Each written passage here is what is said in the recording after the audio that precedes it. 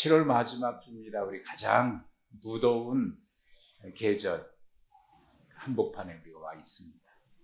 7월 한 달 여러분 다 평안하셨죠? 네, 8월에도 평안하시기 바랍니다.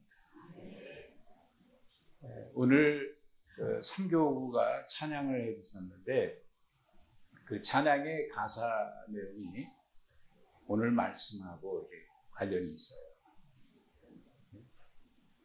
내 뜻 이루어지지 않아도 감사한다. 고난을 주셔서 깨닫게 해주셔서 감사합니다. 찬양을 해주셨는데 여러분 어떻습니까? 그럴 때 정말 감사할 수 있나요?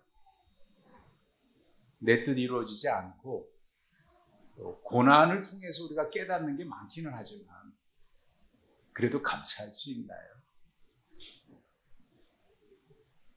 오늘 설교 제목을 연약함의 은혜라고 그랬는데 이 연약함과 은혜라고 하는 게 이게 병립하기가 쉽지 않아요. 연약함이 어떻게 은혜일 수가 있고 은혜가 어떻게 연약함이 될 수 있냐 말이죠. 오히려 우리가 이런 말을 많이 들었어요.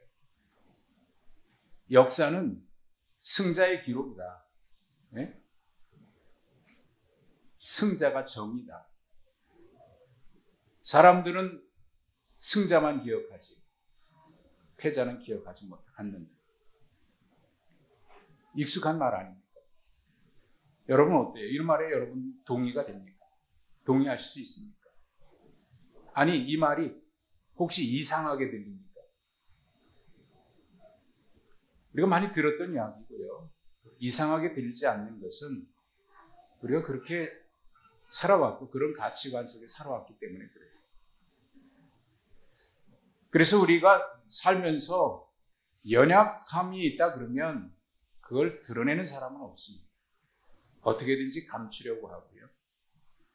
부족한 부분은 감추려고 애를 씁니다. 그리고 우리에게 어떤 강한 것이 있다 그러면 그걸 드러내고 싶어 합니다. 인간은 끊임없이 그렇게 해서 나의 약점은 감추고 숨기고 어떤 면에서 강한 점이 있다면 그거를 드러내기 위한 그런 방법을 찾아냈고요. 그렇게 훈련되어 왔습니다. 연약함은 감춘 훈련에 익숙합니다. 연약함은 은혜가 아니고 오히려 우리에게는 사람들은 그게 실패고요. 연약함이 은혜일 수 있다 인정하려고 하지 않습니다. 그런데 예수님은 그런 말씀을 하셨습니다. 온유한 자가 복이 있다라고 얘기했습니다. 그리고 십자가 짊어지고 주님은 그 고난의 길을 가셨습니다.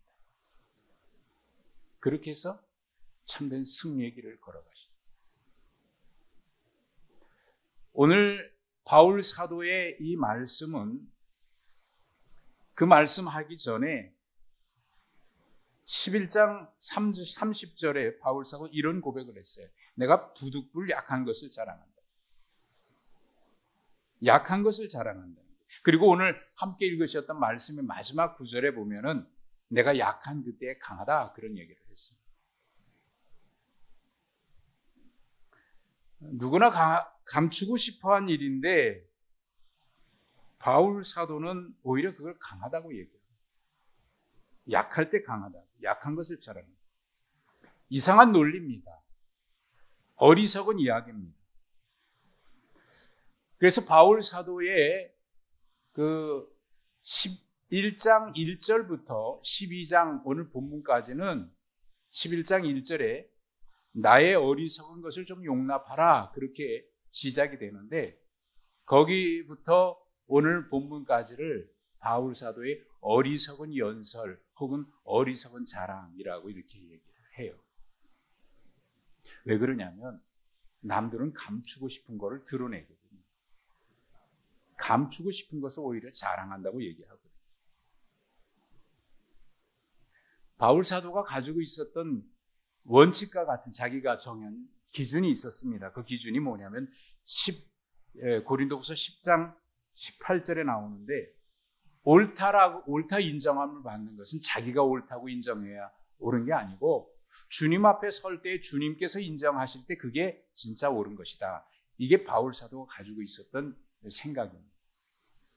그래서 사람들이 옳다라고 하는 것에 같이 그래 저 사람들이 나를 인정해 주니까 그 일에 너무 흥분되거나 교만하지 아니하고 언제나 자기 자랑하는 데는 인색했습니다. 아니 하지 않고 계십니다. 왜?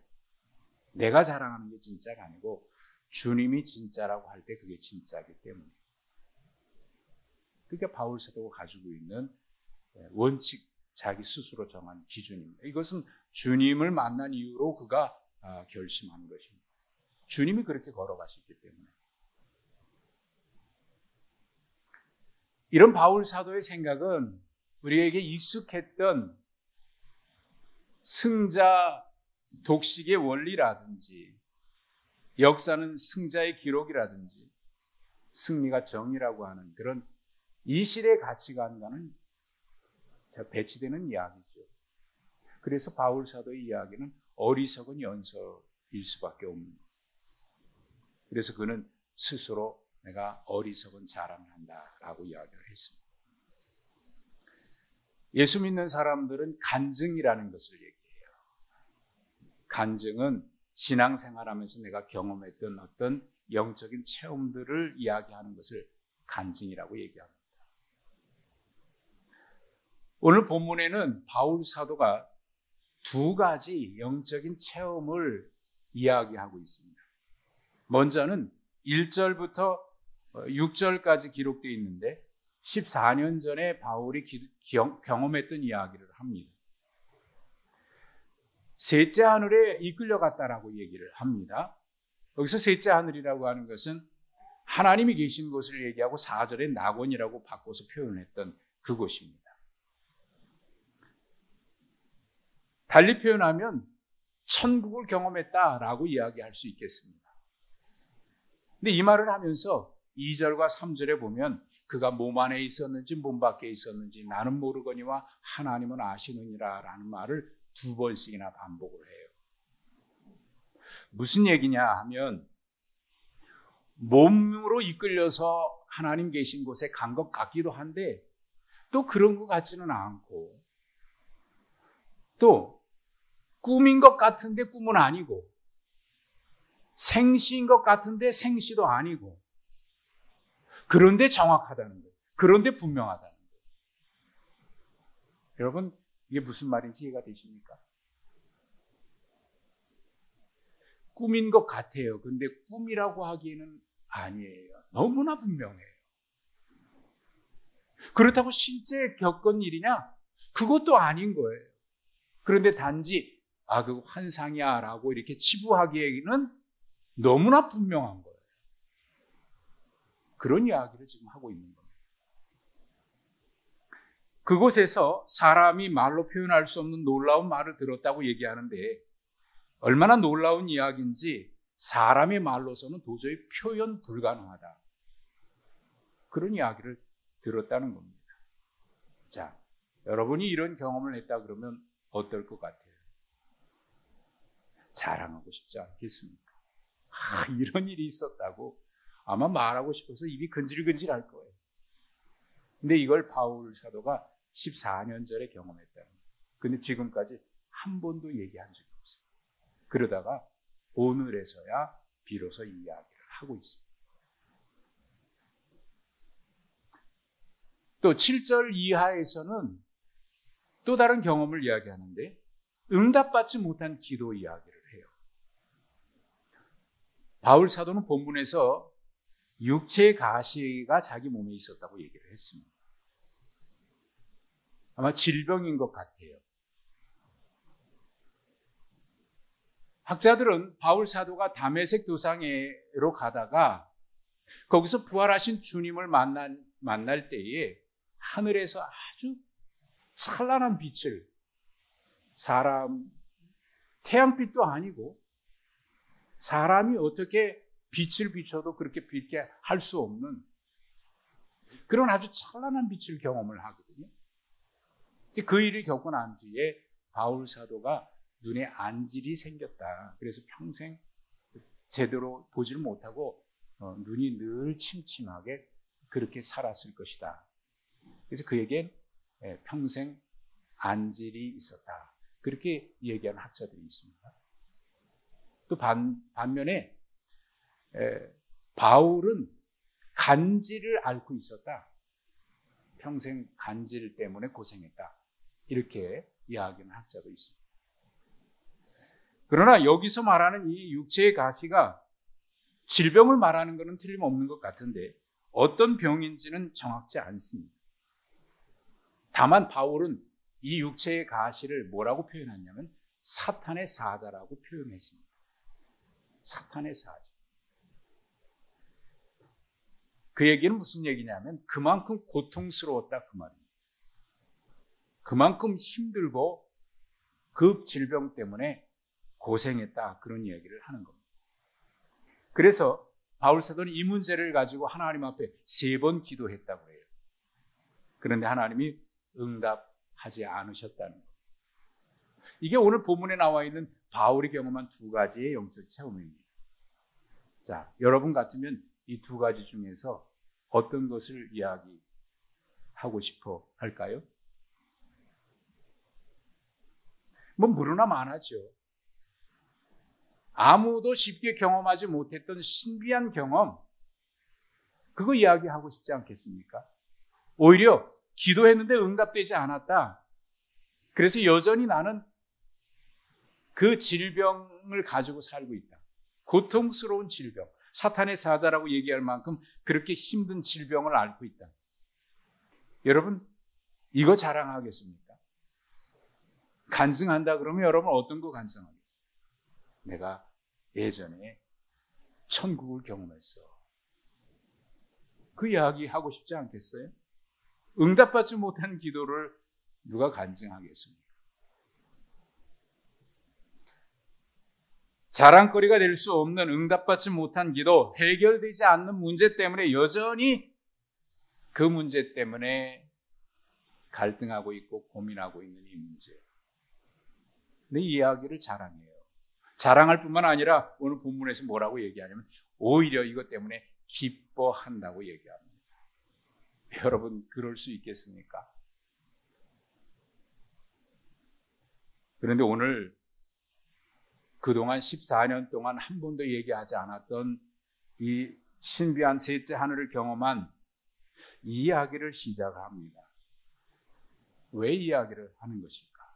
그것도 시작하면서 이렇게 이야기를 해요. 1절에 무익하나마 내가 부득불 자랑하노니.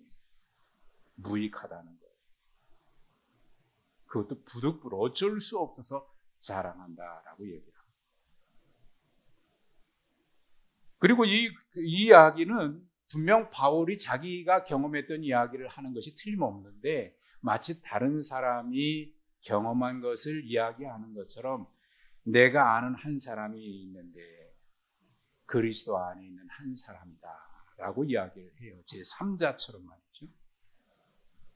이렇게 이야기하는 걸 보면 바울은 지금 이 이야기를 아주 조심스럽게 시작하고 있는 거예요. 할까 말까 그런 마음으로 말이죠. 매우 조심스럽게 이야기를 시작하고 있다는 것을 알 수 있습니다. 말로 표현할 수 없는, 사람의 말로는 가히 표현할 수 없는 그런 것을 보았다. 아주 신비한 건데 표현하기가 어렵다는 거 아닙니까? 그러고 보면 천국을 보았다 그러면서 너무 쉽게 얘기하는 걸 보면 저게 정말일까 그런 생각이 들기도 하긴 해요. 사실 여러분 정말 신비한 거는 사람의 말로 표현이 잘 어렵습니다.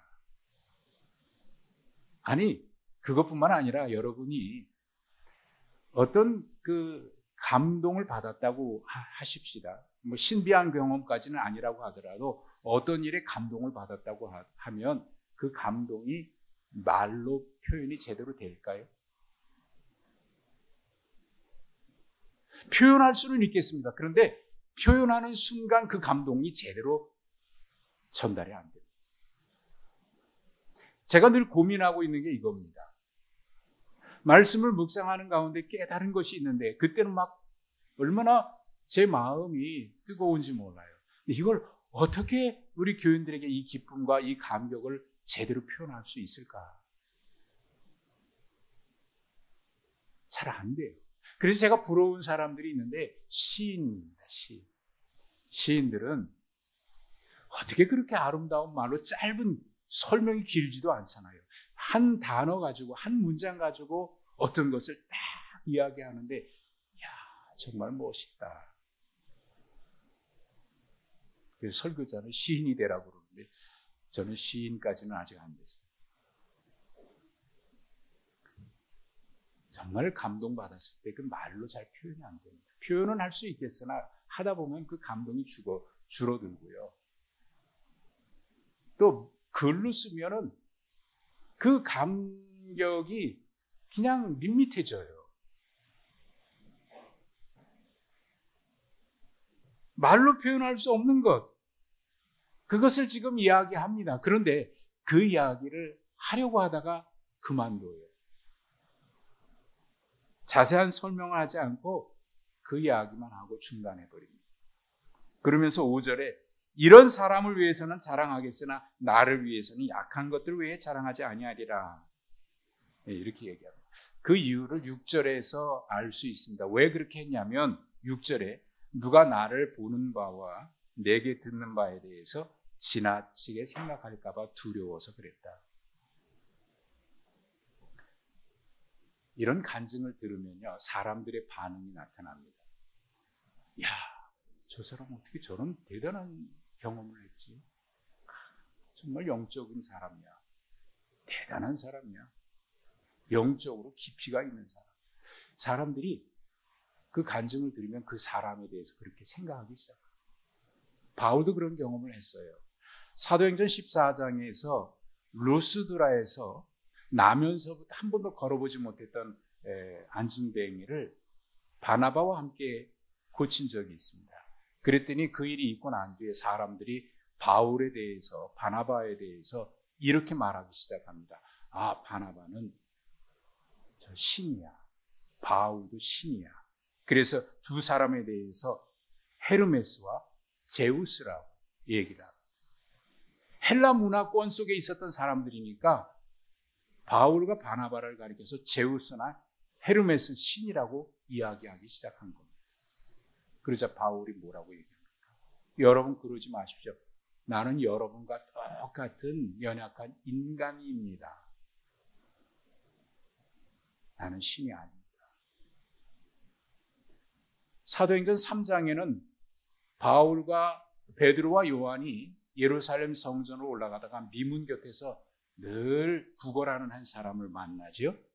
평생 앉아서 지내는 걷지 못한 사람. 그를 고쳐주었어요.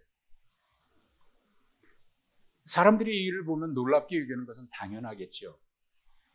그래서 베드로가 그들을 향해서 이런 말을 합니다. 여러분 왜 이 일을 이렇게 놀랍게 생각하십니까? 마치 내 개인의 능력과 경건으로 이런 일을, 내가 그런 능력이 있어서 이런 일을 한 것처럼 왜 그렇게 나를 바라보고 그렇게 놀랍게 여기십니까? 내가 한 게 아니고 하나님의 사랑이 나타납니다. 사람들의 반응은 이래요. 뭔가 특별한 것을 보면, 그런 경험을 한 것을 이야기하면 그 사람을 주목하기 시작합니다. 그리고 우리와 다른 어떤 놀라운 사람인 것처럼, 신의 경지에까지 이른 사람처럼 그렇게 추앙하기 시작합니다. 어쩌면 우리는 연약하기 때문에, 우리가 그러지 못하기 때문에 그런 반응을 보이는 것이 당연할 수도 있겠으나, 그러나 여러분 그건 아니잖아요. 그런 일이 일어나면 하나님보다 그 사람을 주목하기 시작합니다. 우리와는 특별히 다른 어떤 사람이다. 바울 사도가 염려한 것이 바로 그겁니다. 누가 나를 볼 때, 그리고 내가 한 말을 들을 때 지나치게 생각할까 봐 두려워서 그만. 또 한 가지 두려운 것이 있습니다. 그것은 7절부터 이야기가 나오는데 왜 응답받지 못한 이야기를 했을까요? 앞에 이야기 자세하게 얘기하지 않고 하려다가 그만두고 다른 이야기를 7절에서 하는데 여러 계시를 받은 것이 지극히 크므로 너무 자만하지 않게 하시려고 내 육체의 가시 곧 사탄의 사자를 주셨으니 이는 나를 쳐서 너무 자만하지 않게 하려 하십니다. 말씀드린 대로 육체의 가시, 사탄의 사자라고 얘기했죠. 바울 사도는 처음부터 이것을 그래 내가 짊어지고 가야 될 십자가야 그렇게 받아들인 건 아닙니다. 이건 내가 짊어져야 될 것이니까 받아들이고 살아가자. 인정하고 살아가자. 처음부터 그렇게 하지 않았어요. 바울의 말을 빌리면 3번 기도했다고 했어요. 3번 기도했다는 게 단지 숫자로 1번, 2번, 3번 기도했다라고 보기는 어려워요. 뭐 그럴 수도 있겠으나 여기서 말하는 이 3번이라고 하는 것은 단순히 그렇게 3번이라고 하는 숫자의 의미보다는 간절하게 기도했다라는 의미로 저는 느껴져요. 왜냐하면 육체 사탄의 사자라고 할 만큼 그렇게 힘든 문제니까요. 간절히 기도하지 않았겠습니까? 근데 응답되지 않은 거예요. 그러니 그 간절한 기도하는 가운데 그가 그 문제 가지고 얼마나 씨름했겠습니까? 응답되지는 않죠. 왜 하나님이 이 문제는 기도 들어주시지 않을까? 왜 이 문제는 해결되지 않는 것일까? 얼마나 고민하고 얼마나 씨름하지 않았겠습니까? 그런 중에 그가 깨달은 것이 있습니다. 응답되지는 않았으나 응답받은 겁니다. 제가 이상한 말을 한다고 여러분 생각할지 모르겠어요. 응답받지 않았는데 응답받았다. 무슨 궤변이냐. 표현이 좀 이상하겠습니다만은 응답받지 못했는데 그가 깨달은 게 있습니다. 그러면 응답입니까? 응답이 아닙니까? 우리가 생각할 때 응답은 내가 원하는 것이 이루어지는 게 응답입니다. 오늘 찬양 제가 말씀드렸는데 내 기도가 응답되지 않았어. 우리가 생각하는 응답은 내가 기도한 대로 내가 원하는 대로 이루어지는 게 응답이에요. 그러나 바울은 원하는 바가 이루어지진 않았습니다. 그러나 그것을 통해서 깨달음이 있었습니다. 응답이라고 해야 될까요? 응답받지 못했다고 얘기해야 될까요? 응답은 아닙니다. 그러나 진짜 응답입니다. 여러분, 내가 원하는 바가 아닌 하나님의 뜻이 이루어지는 게 진짜 응답 아닙니까? 응답되지 않았으나 진짜 응답 받은 겁니다. 여러분도 그런 응답 받기 바랍니다. 별로 이렇게 응답이 아멘이 시원치 않는 거 보니까 내가 기도한 대로 이루어지길 바랍니다.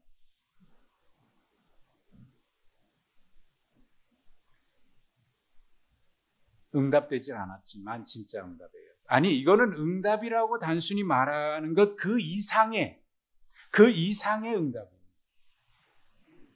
내가 원하는 것 이루어지지 않았지만 그를 통해서 더 중요한 것을 깨닫게 됐다. 지난 주간에 제가 아는 목사님, 교제를 하는 목사님이 이런 글을 붓글씨로 시를 써서 삶을 돌아보는 기도라고 하는 제목으로 저에게 보내주셨어요. 이런 내용입니다. 제가 큰 일을 할 수 있도록 힘을 주시라고 간절히 기도했으나 주님은 겸손을 배우라고 연약함을 주셨습니다. 제가 많은 일을 할 수 있도록 주님께 건강을 구했으나 주님은 보다 더 작은 자를 섬기라고 병을 주셨습니다. 제가 행복해지고 싶어서 주님께 부유함을 구했으나 주님께서는 더 지혜로워지라고 가난을 주셨습니다. 제가 세상 사람들의 칭송을 받기 위해서 성공을 구했으나 주님께서는 더 교만해지지 말라고 실패를 주셨습니다. 여러분 이런 고백할 수 있습니까? 여러분 이게 축복이라고 받아들여집니까? 힘을 달라고 기도했는데 연약함을 주셨습니다. 여러분 그렇게 되길 바랍니까? 부유하길 원했는데 가난한 자 섬기라고, 가난한 자 마음을 헤아리라고, 더 작은 자 섬기라고 가난함을 주셨습니다. 그걸 여러분 축복으로 받아들일 수 있겠습니까? 마지막 구절을 이렇습니다. 제가 구한 것을 주님께서 주시지 않았지만 돌아보면 더 필요한 것으로 채워주셨습니다. 내 기도를 모두 들어주셨습니다. 깨달으시면 아멘.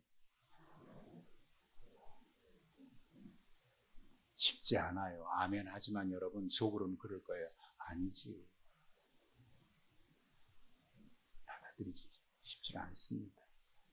본인이 스스로 깨닫고 이게 하나님의 은혜라고 하는 사람, 하나님이 왜 그렇게 하셨는지 내가 인정하고 받아들여지고 깨달았을 때 비로소 주님 그렇습니다. 내가 원하는 것은 하나도 이루어지지 않았지만 그러나 하나님은 내가 구한 것보다 더 좋은 것을 주셨습니다. 에베소서 3장 20절의 말씀이죠. 하나님은 우리가 구하는 것이나 생각하는 것에 항상 더 넘치도록 주시는 하나님이시다. 우리가 잘 알고 암송하는 말씀이죠. 로마서 8장 28절 하나님을 사랑하는 자, 그 뜻대로 부르심을 받은 자들에게는 하나님께서 모든 것을 합력하여 선을 이루시느니라. 아멘.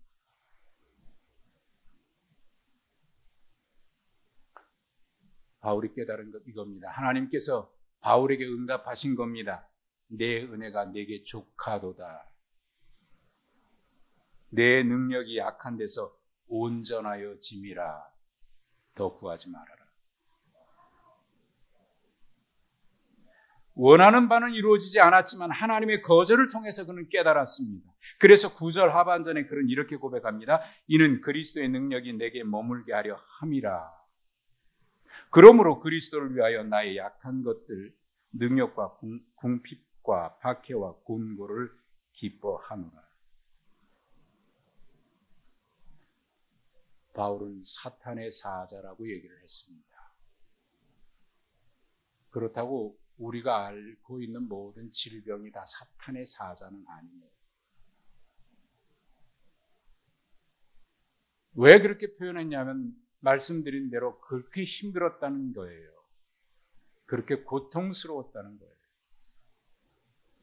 벗어나고 싶었던 겁니다. 그런데 지금 그는 이걸 기뻐한다고 말합니다.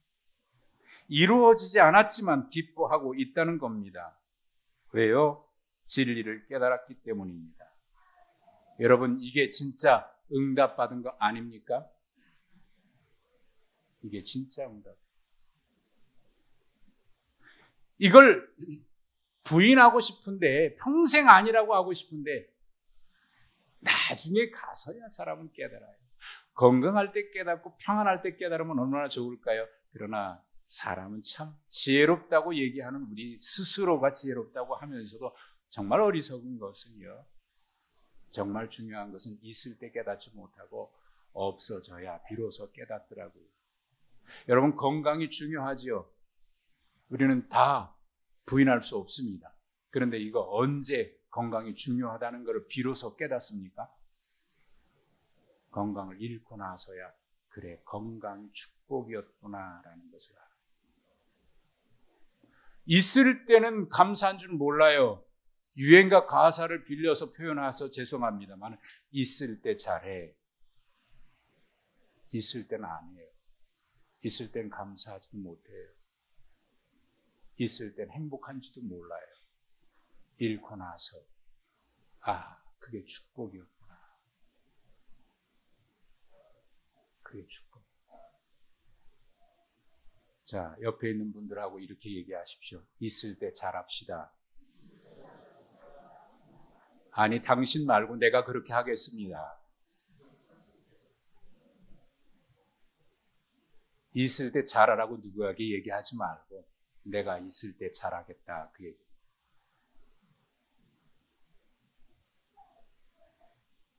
빙점의 작가 미우라 아야코의 이야기는 우리는 잘 알고 있습니다. 그가 이런 고백을 했습니다. 아프지 않았더라면, 아프지 않으면 드리지 못할 기도가 있다. 아프지 않으면 믿지 못할 기적이 있다. 아프지 않으면 듣지 못할 말씀이 있다. 아프지 않으면 접근하지 못할 성소가 있다. 아프지 않으면 무료로 뵙지 못할 성인이 있다. 아프지 않으면 나는 인간일 수조차 없다. 여러분, 인간은 아픈 게 인간이에요. 아프니까 인간이. 아프니까 청춘이다. 한동안 그 책 얼마나 많이 읽었어요. 그랬더니 어떤 청년이 그래요. 이제 그만 아팠으면 좋겠다고.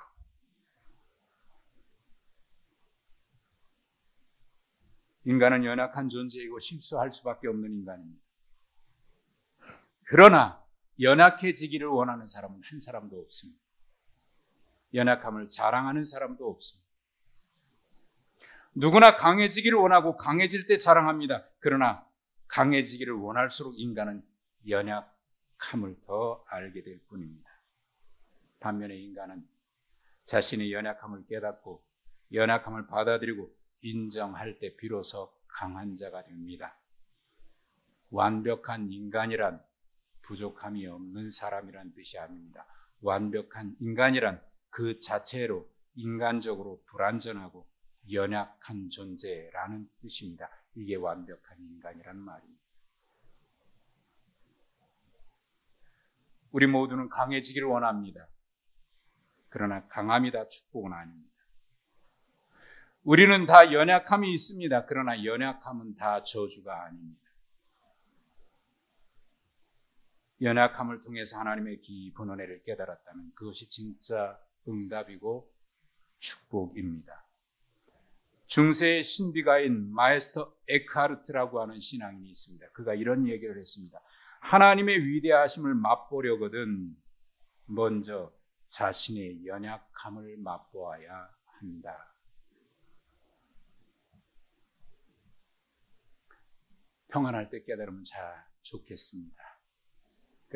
그러나 연약하더라도 깨닫기만 한다면 그것이 축복입니다.